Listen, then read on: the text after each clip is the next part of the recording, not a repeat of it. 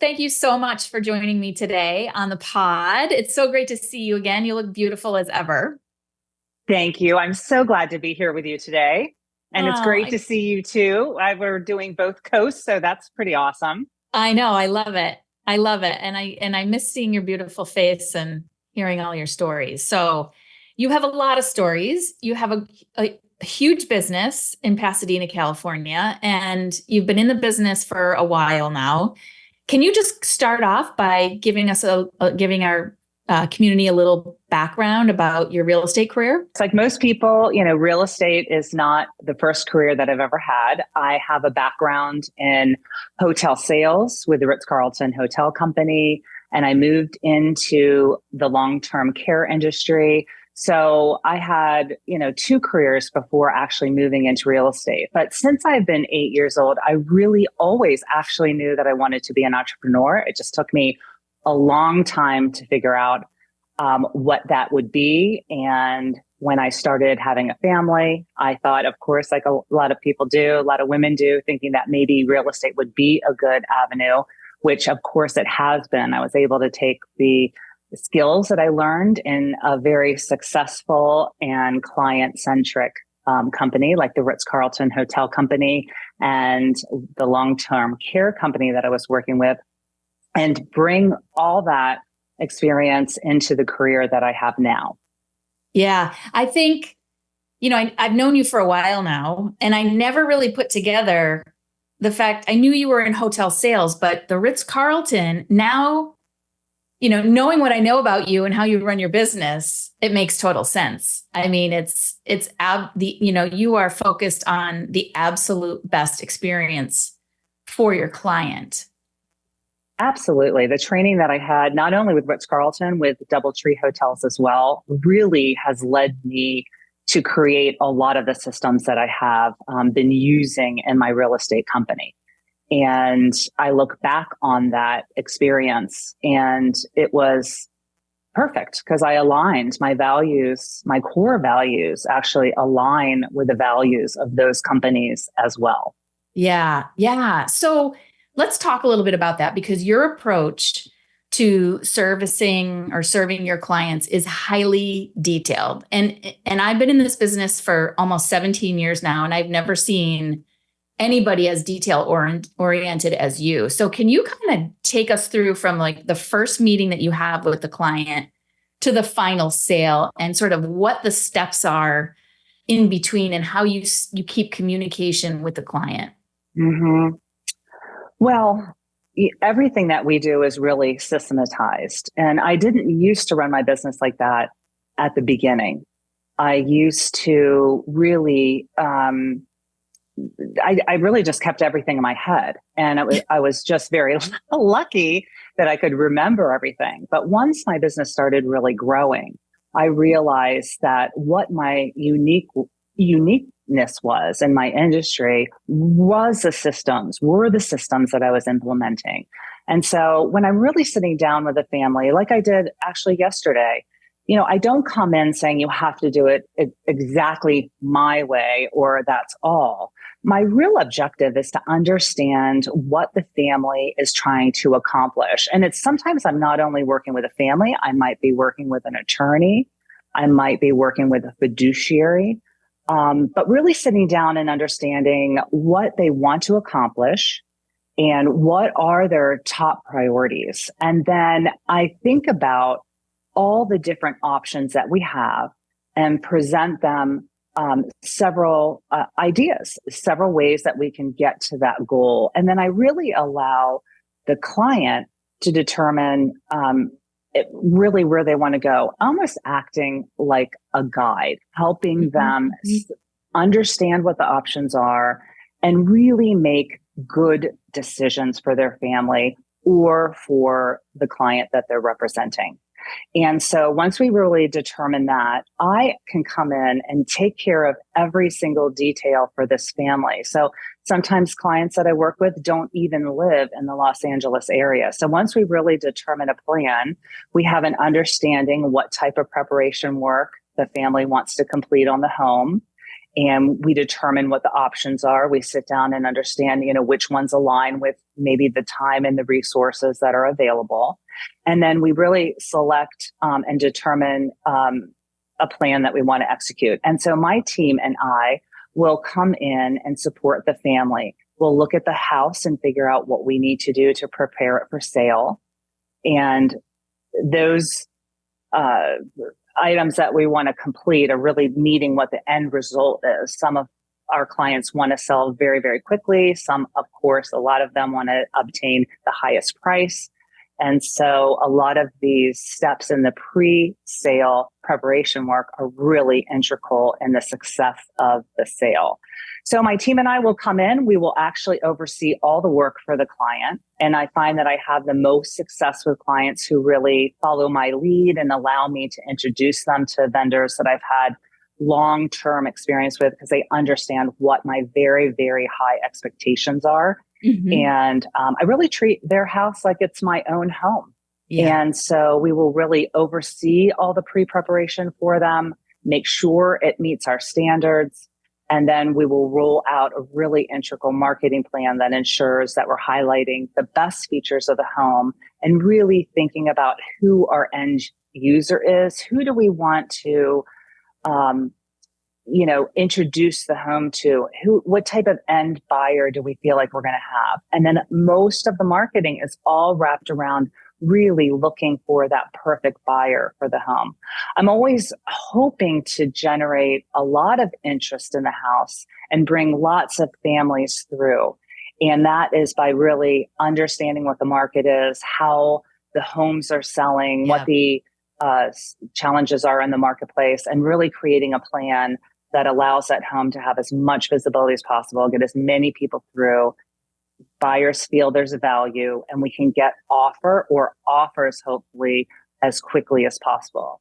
And then really to top it off, and you brought it up about the communication, being extremely transparent with clients and ensuring that they really have a thorough understanding of what's going on and what the pulse is at every moment. So being extremely transparent along the way and having excellent communication skills is really a key in this business. Yeah. I mean, you make it sound like it's really simple. And I think for you, because you've been doing this for such a long time and you have your system in place, it may seem simple, but I know from beginning to end, there's a lot of bumps that come in the road, right? There's always something that comes along. And so how do you handle it when, a seller isn't necessarily following your lead, or when, God forbid, one of your vendors doesn't meet your expectations? Mm-hmm. How do you show up for that? That's a really great question. And I think really setting expectations and, I'm a problem solver. That's really what my job is. And to ensure that I am thinking of every possible problem or issue that could come up. So the systems we were talking about earlier, I have them in place to make sure that I can create the smoothest transaction possible for my clients. Yeah. And you're right. Sometimes, and especially in a market like right now, I'm finding it's very challenging. There are a lot of challenges. And what I think is a key is to work side by side with the client and really make sure that they feel heard. Yeah. And to set aside my own ego. Of course, I'm not that kind of person anyway, but, really set aside my own personal feelings towards challenges when they come up and how to handle them. So, really being very open and talking honestly. And I think in a market right now, the way it is, that is the biggest gift that we can be, that we can give clients is to be really upfront and honest. Yes. Because I know for me, the systems that I have in place, I don't ever want to have clients spend unnecessarily when they're preparing their home for sale. And I do, let's say, use particular vendors that I know are insured and have workers' comp, and they cost a little bit more, but they do protect the trustee or the family member.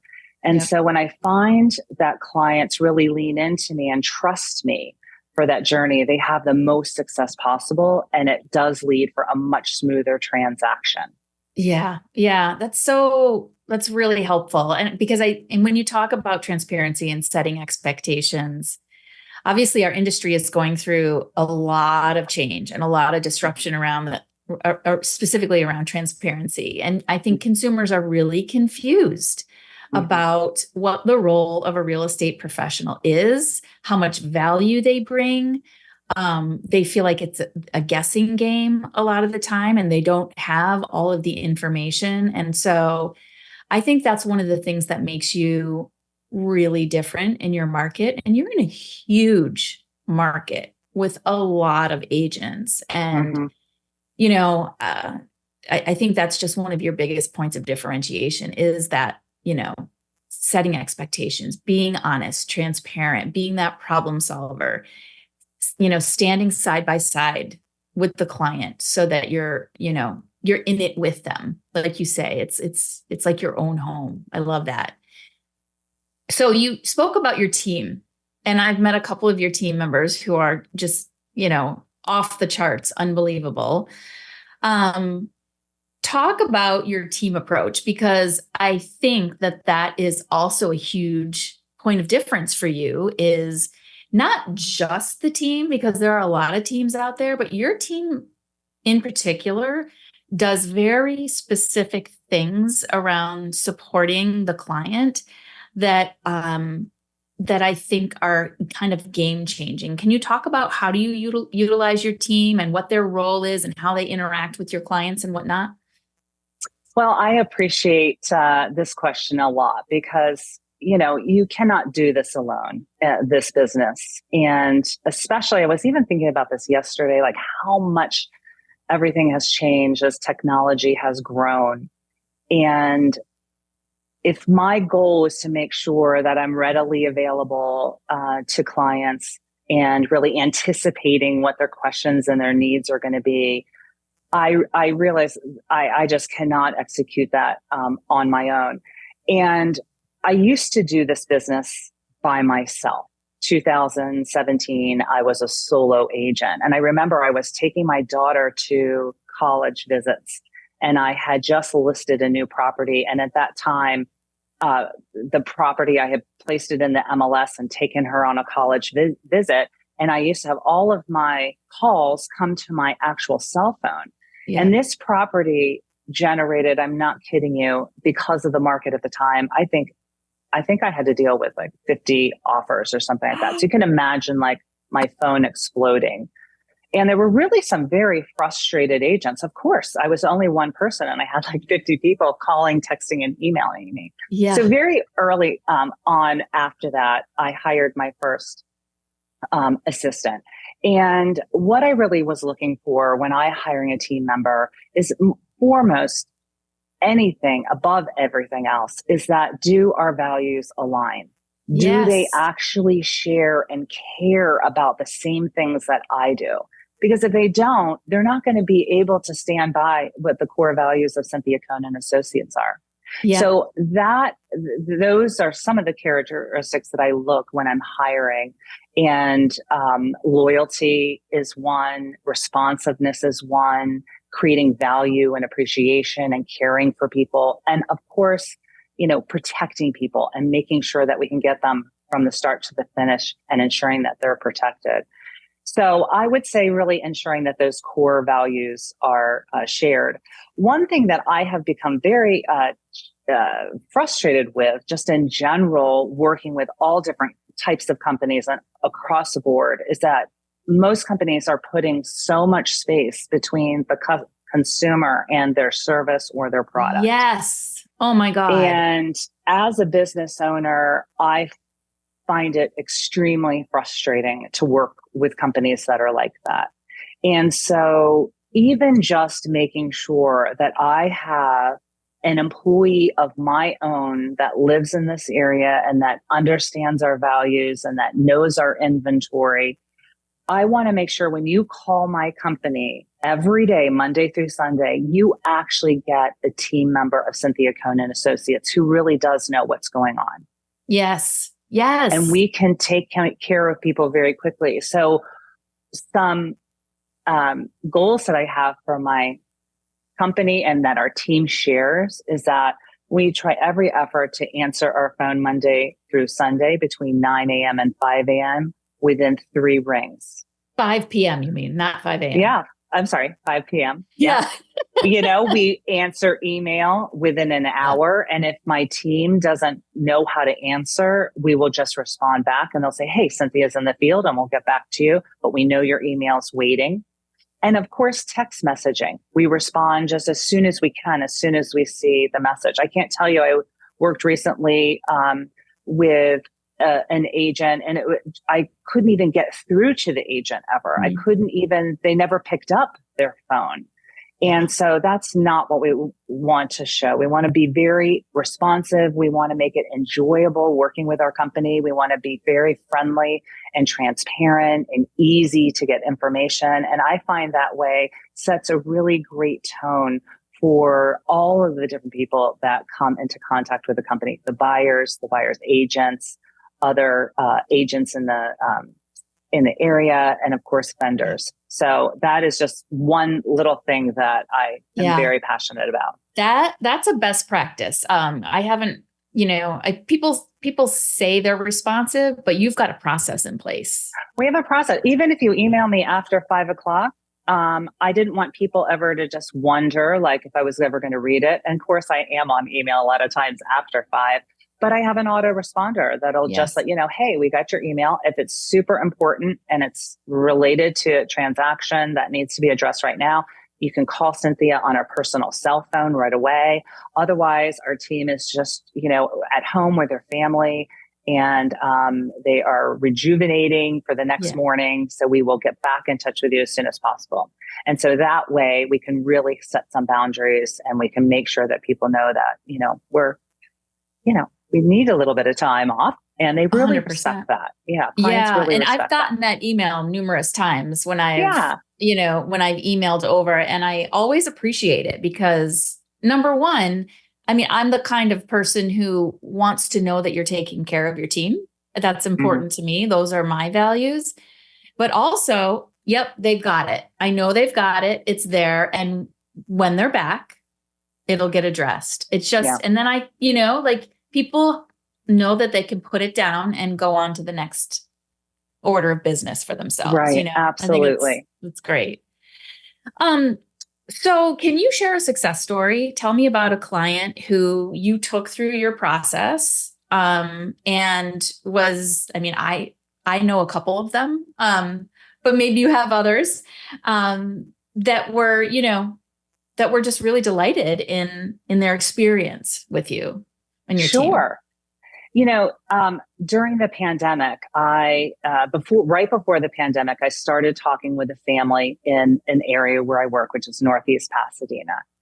And of course, the pandemic occurred. And during that time, they had an ailing family member. So the family, which consisted of a mom and dad and 2 elementary aged kids, flew to Canada and did their schooling, of course, virtually from Canada and stayed with that ailing family member. And when they were visiting, they were there for a couple months. They called me and they said, you know what? We have just decided that we're going to stay in Canada with my mom for some time. And we really think it's a good time to go ahead and sell our house. Would you be willing to sell it and take care of getting it all ready for us and getting it on the market? And I said, of course, that's what I do all the time. Yeah. So it was a real success story because this family, while they were actually spending the precious last moments with their mom, I took care of everything for them. I went through their home along with my stager and we determined exactly what we needed to just pack up, all of the knickknacks and the family photos and figured out, if we needed any additional furniture to really do a partial stage to the house. So we got the property all cleaned up. I handled all the handyman repairs. I worked with the gardener to spruce up the landscaping and really took care of every single detail for them while they were in Canada. Wow. Then I also coordinated the mover to come because we removed probably about half of their things from the house and we got it stored in a pod. And then I was able to bring the house on the market and market it. And we had multiple offers. We had a fantastic family that was interested in purchasing it, which they did. And had them accept an offer while they were in Canada. I handled all the inspections. And once we had all the contingencies removed, the family actually came back in town. They had the mover come back and bring that pod, fill the rest of their things up before closing. And I got them, they were actually scaling up and moving down to San Diego. And so I got them all packed up and got them moved, and we were able to sell the house very successfully. So I really managed every single item for them as it just was my own home. And I would say very successful because we sold over asking. We had multiple offers. Oh my God, that is phenomenal. And Yeah, the fact it was great. that they trusted you from far away to go into their house and move their stuff, whatever needed to be done. That says so much. That's incredible. Yeah, they were wonderful to work with. And that's where, like I said before, where we really find this success is when clients really lean into my expertise and allow me to do my job and allow me to make, along with them, guide them through so they make really great decisions. And this family was one of those. Oh, that's awesome. I love it. Love it. Love it. So, as we mentioned before, the industry is going through a lot of disruption, a lot of change right now. You've been in the business long enough to have lots of ups and downs. We had the Great Recession of 2008, 2009. What are some of the biggest challenges you've experienced over the course of your career, and how did you overcome it? Yeah, I appreciate this question, Christine. I have to say that really probably one of the biggest challenges that I've had over my 22-year career is in 2017, I went through a divorce and sold my house and moved in the same year. So I had these 3 major life transitions in that year. And, I look back at that and I was really also, depressed and sad and overwhelmed and everything that comes along with those type of, losses. It was really incredible. And at that time, I had been working in industry since 2001. So I had, some years under my belt and a good career going. And my biggest challenge really was the way that I felt and my mindset. Mm-hmm. And I found it personally very hard to be in this kind of job, which quite a lot of what I do is, people oriented and staying connected with others. And at that time, it was honestly the last thing that I wanted to do. Yeah. But it's imperative in this business to stay connected. And I knew that. So how did I overcome it? I did something actually called the Kaizen Way. I don't know if you know about it, but there's a fantastic book called the Kaizen Way. I think it's called that.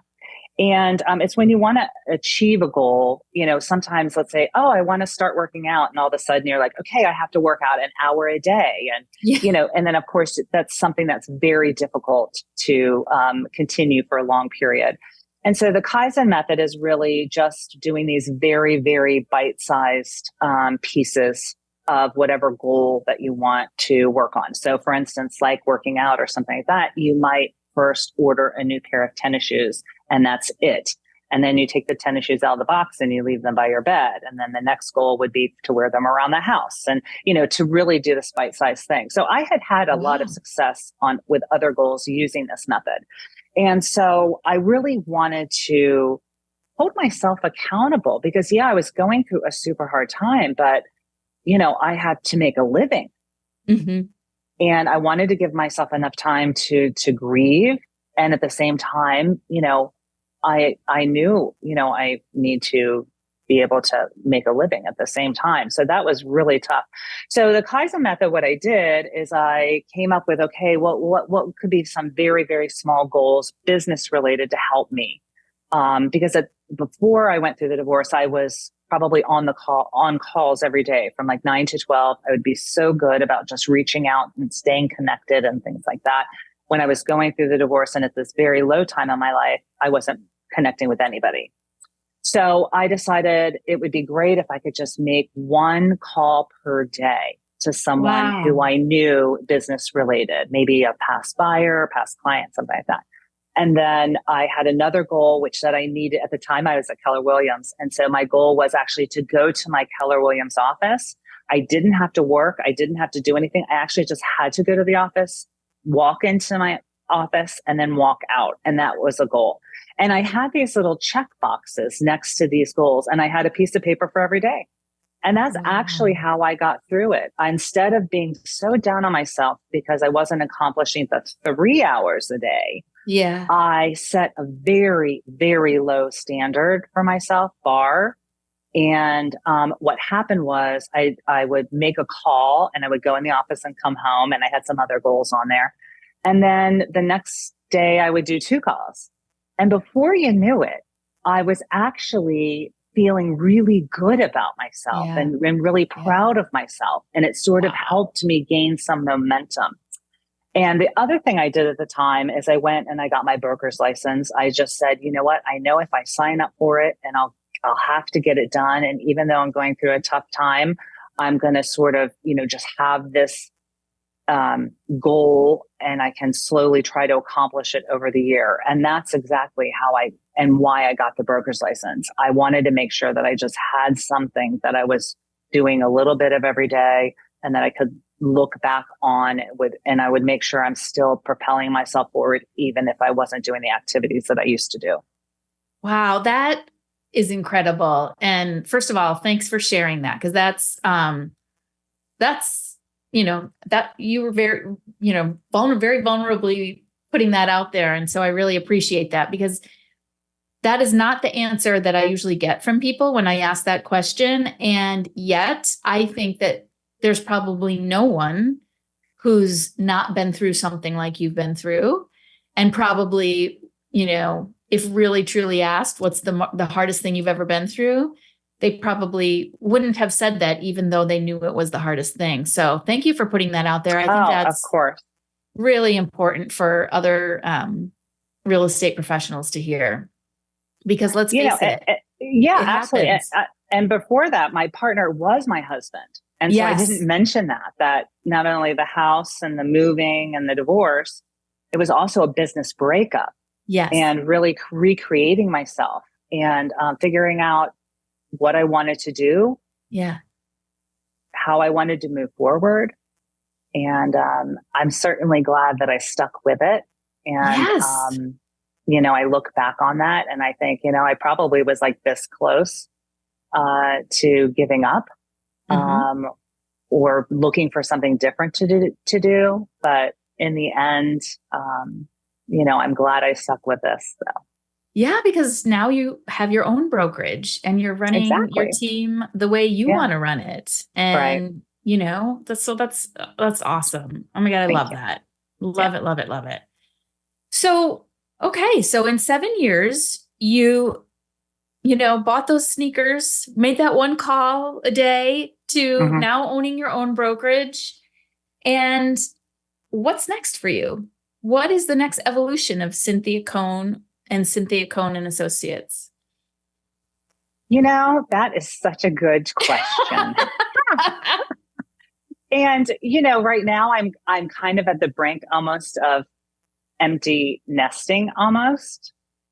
And I'm 57 now, and I've been doing this career for 22 years. And I've had a lot of successes, over, even when I was working with my ex-husband, we had a lot of success towards the end. And now, I feel like I've had a lot of success and hit a lot of goals. I'm searching for that next thing too. And what I hope for is, really having, and what my goal is this year, honestly, is to just create more space within myself and to look really deep inside myself. And so I'm focusing a lot on health and wellness. Yes. And care for myself. Yeah. Focusing a lot on deepening my relationships with my friends and my wonderful community that I work with. Yeah. And I don't know the answer to that, but I do know that by looking inside me, the answer is there. Mm-hmm. And all I do hope is that I can continue to grow into the best version that I am and offer the best of myself to the world. And I think I'm far from that. I know I'm on my way, but that is what I hope for. Oh my God, that's beautiful. That's beautiful. I just love that. And I don't know. I think it's a gift that we get when we have turned past 50, that we realize that we've been through enough things in our life that we know we can't be broken. And so, but we know we can be better. And so we have this wisdom to know that we can get through things.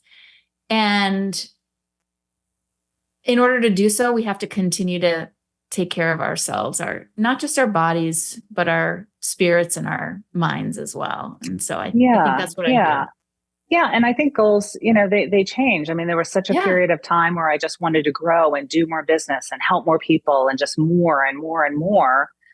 And now I'm like, I'm good. I'm great. I will work with the people that, want to align with me and our values align, and I can help them in the way that they need the help. And I can really let go of everything else. So this is also that kind of year where I'm saying, like, do I enjoy doing this? If I don't, what else would I like to do? Right. And so I used to do a lot of things because I felt like I had to do them. Yes. And now I'm really yearning for, spending time and doing the activities that I really want to do. Yeah. And so I think focusing on those things that feel good and feel right and keep saying yes to those things, that's where you grow into that individual that you're really truly meant to be. Yeah. And so being open to that and vulnerable to that and honest is what I hope for myself. So I'm in a really time I think of my life of growth, like most people at this age. And I'm very open to it and excited about it. Well, I am super excited that you said yes to me and to being on the show today. Thank you so much. I really have appreciated all of your guidance. You've been absolutely amazing. Aww. And I really honestly look forward to continuing our relationship.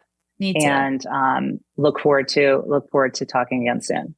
Me too. So as we wrap up, I have two final questions for you. One is, what 3 things would you like our community to take away today? What 3 things would I like our community to take away? Well, I have to say I'm going to talk about more branding and things like that, but I think really ensuring that really you're very honest and you create a business around what you believe in, because that, and not to be anyone else, but who you are. The strength of each of us in this real estate industry is our uniqueness and our individuality. Yes. And I really do believe that when you do the things that you do in your business, you're doing them because you believe in them. Yes. And so just like me, my systems and things that I do, it's who I am. So if you look at Cynthia Cohn and Associates, it's really, you're just looking at me and my values. Mm-hmm. And so I hope that others will do, the same. I would say for the second thing, really lean into that Kaizen way. I think we're all going to go through, tough times in life, and, we just can't turn the business off. So if you need to check out for a little bit or set back a little bit, just doing one teeny little thing and not give up on it fully will help you through that really difficult time. And I think for the third thing, to really just focus on yourself and being the best person you can with your wellness and your mindset. This is a tough time in the business, and it's just a tough time in general. We're working with people that are at the most difficult times of their life. Mm-hmm. And right now, more than ever, the people that are buying and selling are families, who have lost a loved one or who are moving and letting go of their home, or they're going through a divorce. They're really not moving if they don't exactly have to. So it's stressful and it's hard. And we are the ones that are there to really support them through that and help them get through that as easily as possible. Yeah, that's great. All right, now finish this sentence. Know, like, trust is. Know, like, trust is me and you. Oh, I love it. Oh my God. That is the final question for every interview. And not once have I gotten the same answer. I love that question. Everybody gives me the most unique, beautiful answer. Thank you so much for being here. I really appreciate your time. Really appreciate you. This has just been incredible. Thanks, Christine. It's so good to see you. And thank you so much for offering an opportunity for me to try something new and to be a part of your program. Absolutely. Absolutely. And if you're listening to the podcast today, thank you so much. If you love what we're doing, please share it with your friends. Give us a 5-star review. Click subscribe if you're watching us on YouTube. Until next time, have a great day, everyone. Ciao.